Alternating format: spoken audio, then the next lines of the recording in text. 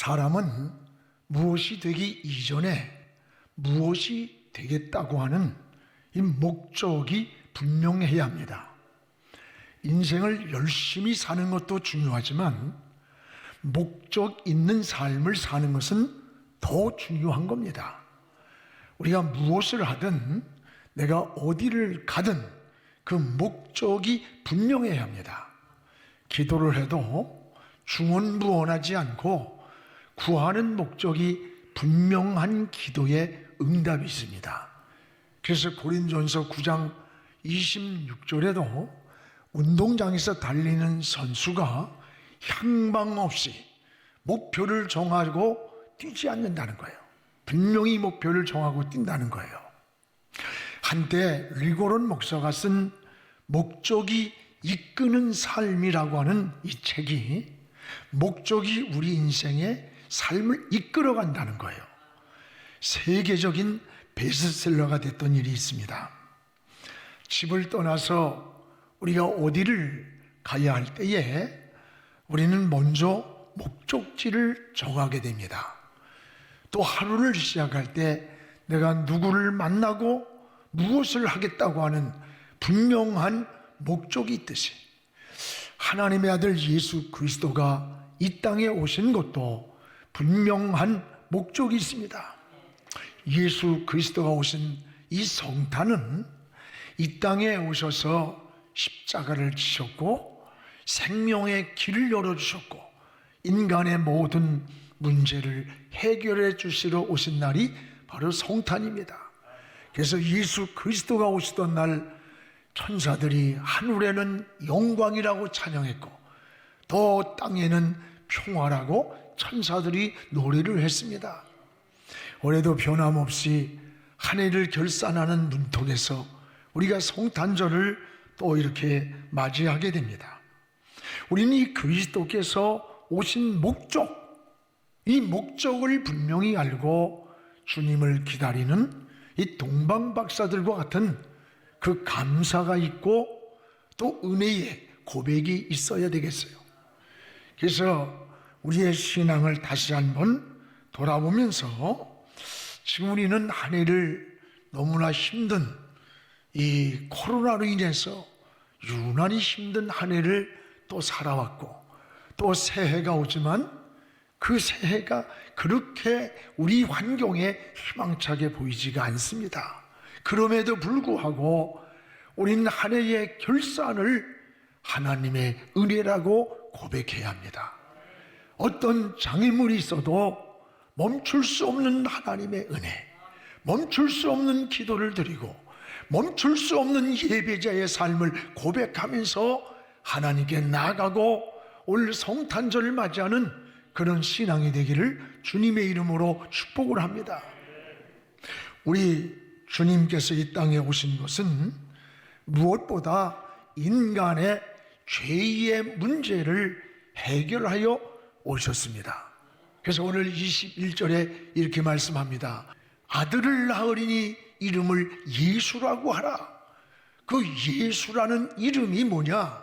자기 백성을 죄에서 건질 자, 구원할 자라 라고 했습니다. 그렇습니다. 본래 하나님은 인간을 축복 가운데 창조했습니다. 그래서 하나님이 사람을 만드시고 심히 좋았더라. 이 심히 좋았다는 말은 여기 한 번 있는 거예요. 사람을 만드시고 너무너무 기뻐하시면서 더 이상을 표현할 수 없는 기쁨이에요. 하나님은 모든 만물을 여러분을 위해서 창조하신 겁니다. 저 하늘에 있는 거나 땅에서 뛰는 거나 바닷속에 있는 것까지 우리 인간을 위해서 창조해 주신 거예요. 이게 은혜예요. 그리고 인간은 어떻게 살기를 원하느냐? 하나님의 영광을 위해서 하나님을 영화롭게 하면서 살기를 원하셨던 거예요. 그래서 인간은 하나님을 찬양하고 하나님을 섬기고 하나님과 동행하며 사는 게 인간의 본분인 거예요. 그런데 그 인간이 죄를 졌습니다. 하나님 말씀을 불순종했습니다. 하나님이 먹지 말라고 한 선악과를 먹고 에덴에 주셨던 모든 은혜, 모든 기쁨, 모든 축복을 빼앗기고 쫓겨나고 말았습니다. 이때부터 인간에게는 근본적인 문제가 찾아온 거예요. 그 근본적인 문제를 우리는 죄라고 말하는 거예요. 그래서 죄라는 하마르티아라는 뜻은 빗나갔다, 빗나갔다. 마치 그 표적을 향해서 활을 쏘았는데 그 활알이 표적에 맞지 않고 빗나갔다는 뜻이에요. 즉 죄는 하나님께서 정하신 인간의 율례와 법도와 목표와 하나님의 뜻을 주셨는데 그 뜻에서 빗나가 버린 거예요. 그게 바로 죄예요. 이때부터 인간은 누려야 할 기쁨을, 평안을 빼앗겼어요. 그리고 그때부터 인간에겐 불행이 찾아오기 시작한 겁니다. 왜 그렇습니까? 하나님의 목적에서 빗나갔기 때문입니다. 하나님의 목적에서 빗나간 인간은 끝없는 방황이 오는 거예요. 불행이 시작되는 겁니다. 여러분, 이게 인간의 어리석음이에요. 쾌락을 가지고 있는데 뭔지 평안이 없어요. 소유를 가졌는데 만족이 없고 길을 잃었고 인생의 해답을 잃었기 때문입니다. 이스라엘의 초대왕 사울의 모습을 보십시오. 그는 하나님을 섬기는 왕입니다. 그가 하나님의 영이 떠나는 그 시간부터 그의 마음엔 불안이 찾아오는 거예요. 길을 잃었어요. 방향을 잃었어요. 답답하고 불안하니까 하나님을 섬기는 왕이 변장을 하고 평복을 입고 신접한 여인을 찾아가는 거예요. 그 신접한 여인이 뭐냐? 무당 점쟁이 운명 철학원이야. 오늘날로 말하면 하나님을 섬기던 왕이 하나님을 영이 떠나니까 길을 잃은 거예요. 방향을 잃은 거예요. 불안한 거예요. 신접한 여인을 찾아가 인생의 길을 묻는 거야. 인생의 운명을 묻는 거예요. 이게 하나님을 떠난 인간의 모습이라는 것을, 이 초라한 모습을 우리는 알아야 되는 거예요. 하나님을 떠난 인간. 그래서 인생을 운명이라고 체념을 해요. 나는 어릴 때 권사님들도 이야기를 하다가 아예 목사님, 우리의 기회 팔자예요. 기회 운명이지 뭐 집까지 거. 이렇게 쉽게 포기를 해. 아니에요. 예수 믿는 사람들은 운명이란 말을 쓰지 않아요. 성경에는 운명이란 단어가 없습니다. 운명이 없어요. 예수 그리스도가 길이 되어주고 해답이 되기 때문입니다. 할렐루야. 예수 믿으면 지옥 갈 운명인데 천국 백성이 되는 거예요. 마귀의 자식인데 예수 믿으면 하나님 자녀로 바뀌는 거예요. 여러분, 우린 운명이 아니에요. 운명을 바꿔놓는 거예요. 예수님이 십자가에서 이 인간의 근본적인 빗나간 죄의 문제, 이거를 해결하려고 오신 것이 바로 성탄이에요. 오늘 여러분, 그래서 죄인은 육체의 고통만 있는 게 아니에요. 죄는 정신적인 고통, 영적인 장애물을 만들 뿐 아니라 우리의 삶을 황폐하게 파괴시키는 게 이게 죄인 거예요. 그래서 여러분, 죄는 세 가지 하나님과 우리의 관계, 하나님과 누리는 교제를 끊어놓는 거예요. 하나는 죄 짓고 나면요, 하나님과 무엇보다 은혜의 통로가 이게 막히는 거예요.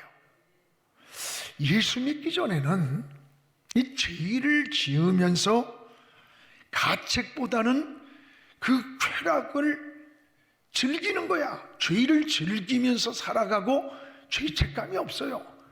그런데 오히려 예수 믿고 나서부터는 죄 짓고 나면은 누가 뭐라고 안 해도 왠지 마음이 불편하고 불안하고 평안이 떠나고 괴롭고 안식이 없는 거예요. 왜 그럴까요? 여러분, 예수 믿기 전에는 그 영이 죽어서 죄를 모르고 사는 거예요.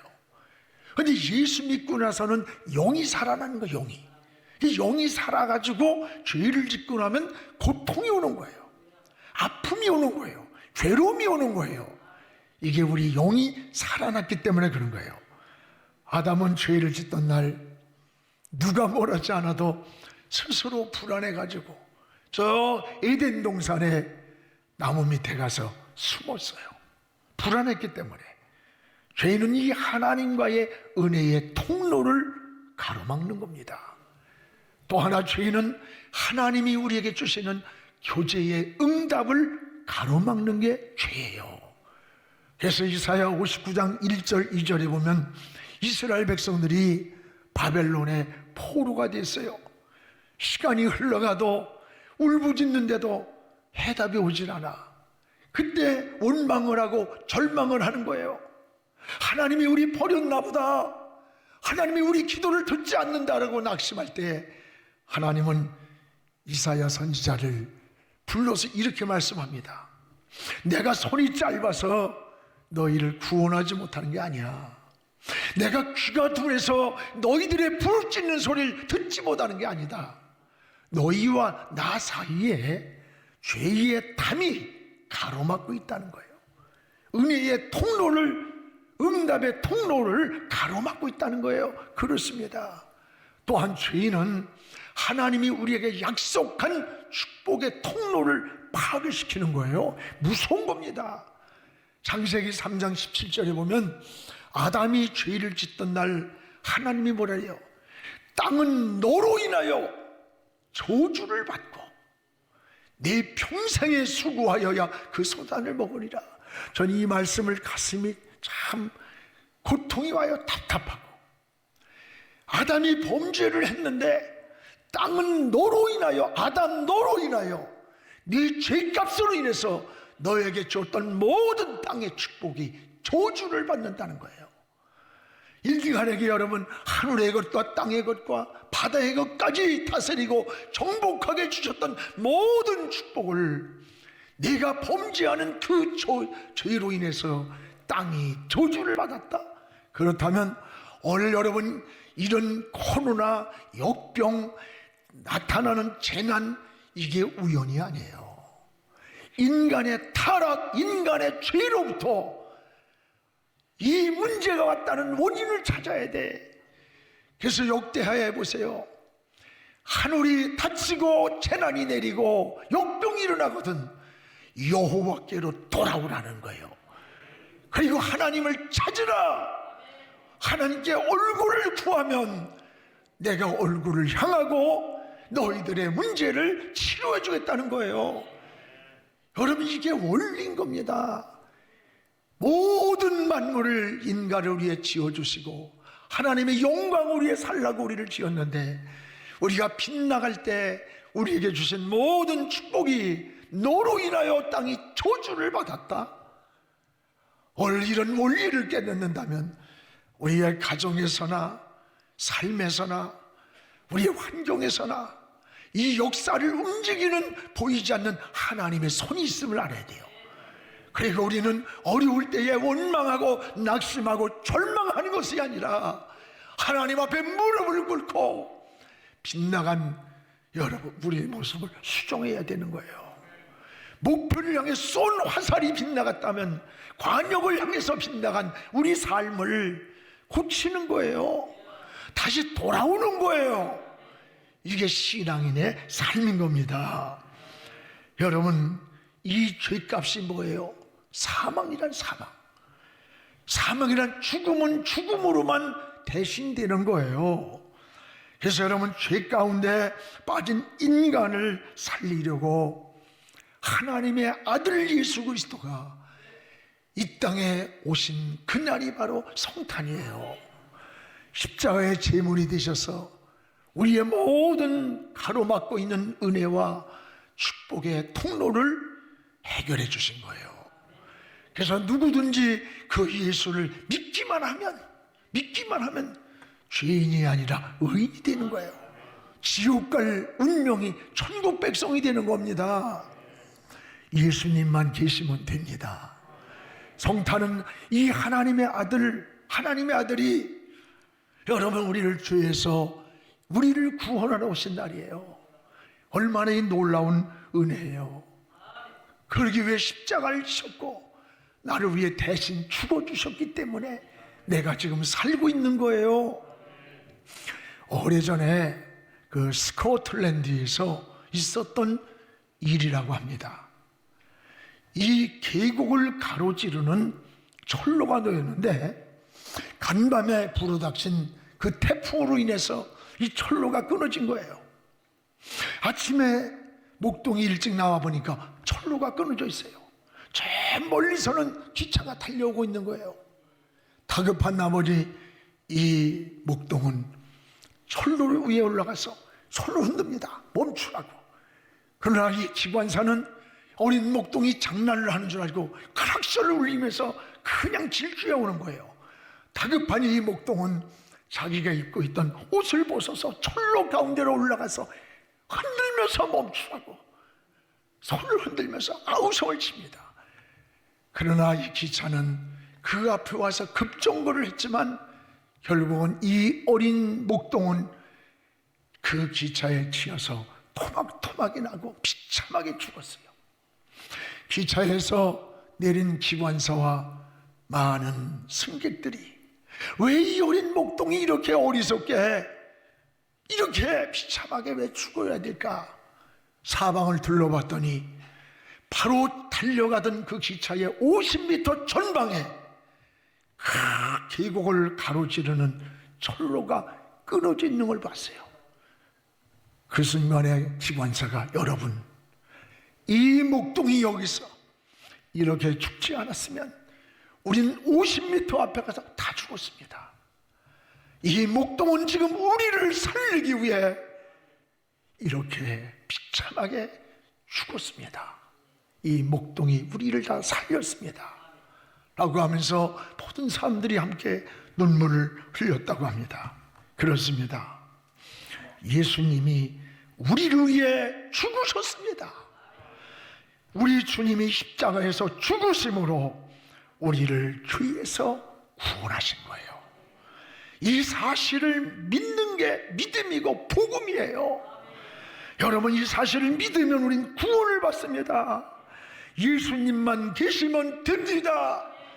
저희 설교 준비하면서 내가 한 100번을 얘기했잖아요. 예수님만 계시면 됩니다. 우리 같이 합시다. 예수님만 계시면 됩니다. 그렇습니다. 내게 예수님만 계시면 길이 열리고 예수님이 나를 대신해 죽으셨고 나를 살리셨기 때문입니다. 여러분 그래서 이 세상에서 가장 큰 죄가 뭔 줄 알아요? 윤리적으로 도덕적으로 뭐 이런 죄는 부분적인 죄예요. 우리가 용서받지 못할 죄는 예수 믿지 않는 죄예요. 예수 믿지 않고 죽으면 그는 구원받을 길이 없어요. 믿지 않는 죄가 가장 큰 죄입니다. 오늘 여러분 성탄은 바로 인간을 죄에서 구원하시려고 오신 날이에요.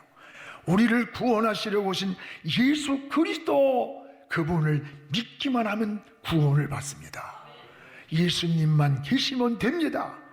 성탄을 통해서 주님을 우린 영접하고 여러분의 가정에도 구원의 기쁨이 이 은혜의 기쁨이 이 은총이 넘치기를 주의 이름으로 축원합니다. 또한 성탄은 임마누엘이 되시려고 이 땅에 주님이 오신 거예요. 오늘 23절을 우리 같이 한번 읽겠습니다. 보라 처녀가 잉태하여 아들을 낳을 것이요 그의 이름은 임마누엘이라 하리라 하셨으니 이를 번역한즉 하나님이 우리와 함께 계시다. 아들을 낳을 것인데 그 이름이 뭐냐? 임마누엘이라. 임마누엘. 이를 번역하니까 하나님이 우리와 함께 계신다. 예수 그리스도를 통해서 하나님이 우리와 함께 계시는 임마누엘이 되신 거예요. 여러분 우리는 어떻게 살아야 됩니까? 임마누엘 신앙으로 살아야 됩니다. 하나님이 사람과 함께 계신다는 말이 임마누엘이에요. 나와 함께 하시는 하나님, 나의 길을 인도해 주시는 하나님, 우리를 지켜주시는 하나님, 우리 속에 나와 함께 계시는 그 하나님, 이게 임마누엘이에요. 성경에 하나님의 사람들의 특징이 뭔 줄 알아요? 공통점이 임마누엘 신앙입니다. 한 가지예요, 여러분. 여러분이 임마누엘 신앙 되길 축복합니다. 요셉이를 보세요. 요셉이가 저 감옥에서도 하나님이 함께 했어요. 애굽에 팔려가서도 함께 했고, 그 결과 애굽의 총리가 됐어요. 모세가 그랬어요. 바로의 궁전에서 함께 했고, 광야 40년을 걸어가면서 하나님 함께 했고, 120세의 세상을 떠난 날에도 하나님을 바라보는 눈이 흐리지 않았고 기력이 쇠하지 않았어요. 이게 바로 임마누엘입니다. 다윗이 그러했습니다. 시편 23편을 보세요. 내가 사망의 음침한 골짜기를 달릴지라도, 사망의 음침한 골짜기, 사울의 칼과 창을 피해 다닐 때 한 발자국이 죽음과 생명 사이를 어떻게 갈지 모르는 그 위험한 길을 다닐지라도 그 해를 두려워하지 않은 것은 한 가지, 주께서 나와 함께 하십니다. 그 함께 한다는 말이 임마누엘이에요. 모두가 임마누엘 신앙입니다. 여러분, 임마누엘 신앙보다 더 든든한 게 어디 있습니까? 내가 무엇을 하느냐, 어딜 가느냐, 어떤 사업을 하느냐, 진로를, 이것보다 더 중요한 것은 지금 여러분이 걸어가는 그 길에, 여러분이 하는 그곳에 하나님이 나와 함께하는 임마누엘인가가 더 중요한 거예요. 하나님이 함께 하시면 안전합니다. 가는 길이 형통한 것입니다. 오늘 성탄은 바로 우리와 임마누엘이 되시기 위해서 하나님의 아들 예수 그리스도가 이 땅에 오신 날이 바로 성탄인 거예요. 여러분, 주님과 함께 동행하다가 이 세상 어느 날인가 떠나는 그날에 우린 저 하늘나라까지, 천국까지 주님과 함께 사는 임마누엘의 신앙이 되기를 주의 이름으로 축원합니다. 그러면 오늘에 있어서의 성탄은 어떤 것이고, 오늘의 성탄은 어딘가를 생각해야 돼요. 우린 저 2000년 전에 말구육간에, 여러분 거기 가서 무슨 이게 성탄이 아니에요. 오늘의 성탄은 2000년 전 말구유가 아니라 여러분의 마음이어야 돼요. 여러분의 가정이고 여러분의 삶의 현장에 주님이 계셔야 되는 거예요. 그래서 주님을 마음에 모실 때 평화가 있는 겁니다. 여러분, 오늘 누가복음 2장 14절에 말씀했잖아요. 주님이 오시던 날 저 하늘에는 영광이 되고 이 땅에는 평화로다. 예수님이 이 땅에 오실 때, 예수님이 우리 마음에 오시면 그 평화의 본체이기 때문에 예수님이 계시는 곳에 평화가 있는 거예요. 예수님이 계시는 곳에 안식이 있는 거예요. 이 혼돈하고 무질서하고 우리 이런 삶의 현장에도 우리가 주님을 잘 모시고 참 평화를 누리는 이런 성탄이 되기를 주의 이름으로 축원합니다. 또 여러분, 우리 마음에 주님을 모실 때 마귀를 멸하는 권세를 주셨다는 거예요. 특별히 마귀는 우리를 범죄케 했지만 하나님의 아들이 왜 이 땅에 오셨느냐? 이 마귀가 하는 일을 멸하려고 오셨다는 거예요. 그러면 이 마귀가 하는 일이 뭡니까? 마귀는 하나님의 일을 방해하는 자입니다. 하나님과 인간 사이를 이간하는 자요, 또 우리를 넘어뜨리는 유혹하는 자요, 여러 문제를 일으키는 악의 영들이 마귀가 하는 원수마귀예요. 그래서 에베소 6장 12절에 우리의 싸움은 혈과 육이 아니다, 저 하늘에 있는 악한 영들과의 싸움이라는 거예요. 여러분이 얻은 가정에서, 삶에서 미움이 오고 갈등이 오고 어쩌고 할 때 영적인 눈을 뜨고 보면 혈과 육이 아니라는 거예요. 저 하늘에 있는 악의 영들이라는 겁니다. 성경에 보세요. 에덴 동산에 이 악한 영이 들어가서 아담의 축복을 파괴시킨 거예요. 가인의 마음속에 들어가서 분노를 일으켜가지고 살인을 만들어, 살인. 유다의 마음속에 들어가니까 예수를 팔아먹을 마음을, 탐욕을 넣은 거예요. 그의 마음에 들어가니까 마귀는 파괴자예요. 우리를, 하나님의 일을 방해하는 자요, 유혹하고 넘어뜨린 자입니다. 오늘 사랑하는 여러분, 마귀는 우리의 약한 곳을 너무나 잘 알아요. 우리 힘으로는 이 원수 마귀를 이길 수가 없어요. 그러므로 하나님은 일방적으로 우리와 의논하지 않으시고 하나님의 아들 예수 그리스도를 이 땅에 보내주셨습니다. 할렐루야. 마귀의 일을 멸하고 우리를 구원하시고 평화를 주시려고 주님이 이 땅에 오신 날이 성탄이에요. 우리는 코로나에 인해서 힘들고 어렵다고만 하지만 이제 우리는 성탄에 다시 한번 주님을 바라보십시오. 우리 마음속에, 우리 가정에, 우리 삶의 현장에 주님을 모시고 어두웠던 마음을 털어내고 여러분 마음이 빛이 오고 평안이 오고 여러분의 가정이 행복이 오고 엉클어지고 무너졌던 삶이 다시 회복되기를 주의 이름으로 축원합니다.